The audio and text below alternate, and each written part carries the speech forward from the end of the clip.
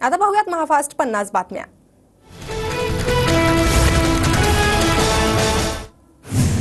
राज्यात 5व्या टप्प्यात 54.53% मतदान, दिंडोरीमध्ये सर्वाधिक 62.66% मतदान, तर कल्याणमध्ये सर्वात कमी 47.8% मतदान। निवडणूक आयोगाकडून पक्षपातीपणा सुरू, मोदी सरकारकडून निवडणूक आयोगाचा वापर, उद्धव ठाकरे यांचा आरोप। ठाकरे गटाला जास्त मतदान होणाऱ्या भागांमध्ये मतदानाला विलंब, निवडणूक आयोगाच्या माध्यमातून भाजपकडून नीच प्रकार, मतदानात होणाऱ्या दिरंगाईमुळे ठाकरे संतापले। मुंबईत संथगतीनं मतदान होत असल्याची तक्रार आम्हीच आधी केली, मात्र आता नेहमीप्रमाणे उद्धव ठाकरेंनी रडगाणं सुरू केलंय।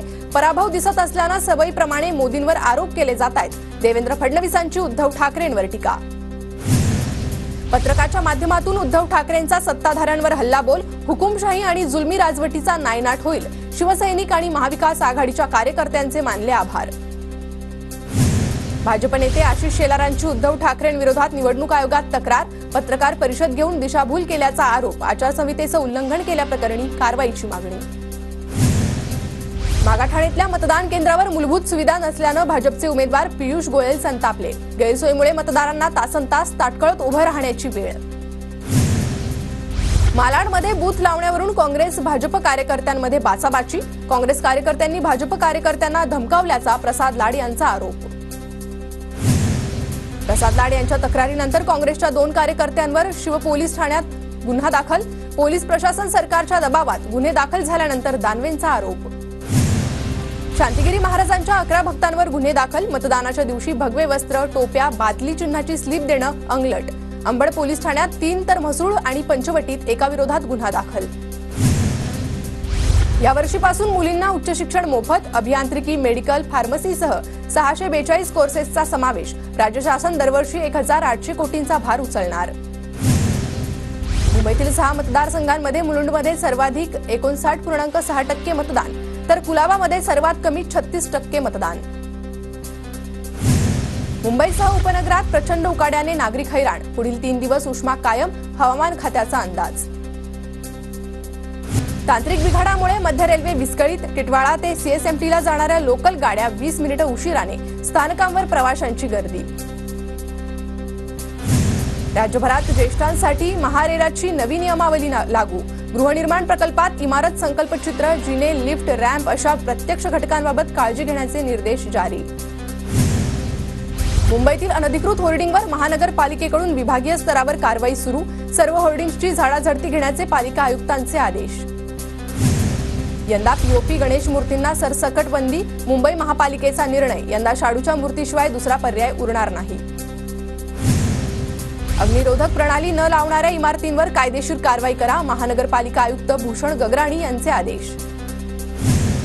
मान्सूनची अरबी समुद्राच्या दिशेने वेगाने वाटचाल, दक्षिण भारतात जोरदार पाऊस, महाराष्ट्रात 26 मे पर्यंत हलक्या पावसाचा हवामान विभागाचा अंदाज। बुलढाण्याच्या सोमठाण्यात वादळी वाऱ्यामुळे शाळेवरील 3 पत्र उडाली, शाळा तत्काळ दुरुस्त करण्याची ग्रामस्थांची मागणी।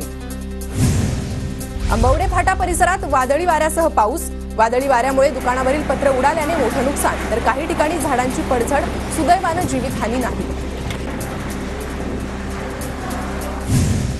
सातारा जिल्ह्याच्या कराडमध्ये वादळी वाऱ्यासह झालेल्या पावसामुळे घरावरील पत्र उडाली, अनेक ठिकाणी विजेचे खांब कोसळल्याने वीज पुरवठा खंडित। बुलढाण्यातील शेगाव आणि खामगाव परिसरात पावसाची हजेरी, वातावरणात गारवा। नांदेडमध्ये वातावरण बदलामुळे पालेभाज्यांच्या दरात वाढ, पावसामुळे पिकांचं नुकसान झाल्यानं बाजारात पालेभाज्यांची आवकही घटली।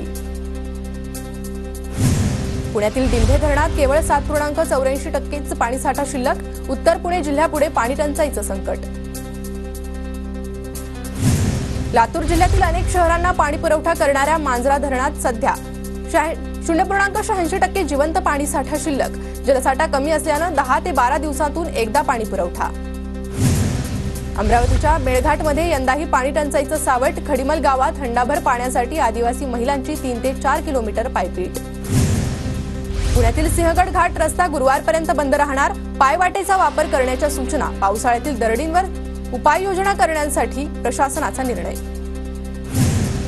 पुणेकरांना आता केवळ 100 रुपयात मेट्रोचा अमर्याद प्रवास करता येणार, महामेट्रोतर्फे प्रवाशांसाठी एका दिवसाच्या पासची सुविधा सुरू। पुण्याच्या कल्याणी नगरमधील अपघातानंतर शहरातील पबचा प्रश्न ऐरणीवर. पबच्या संख्येबाबत महापालिकाही अनभिज्ञ. अधिकृत रूफटॉप हॉटेल्सवर कारवाईसाठी महापालिकेकडून पोलिसांना पत्र. नागपूर शहरातील 500 होर्डिंग्सचं सर्वेक्षण पूर्ण. अनधिकृत 7 होर्डिंग्स पालिकेने काढले.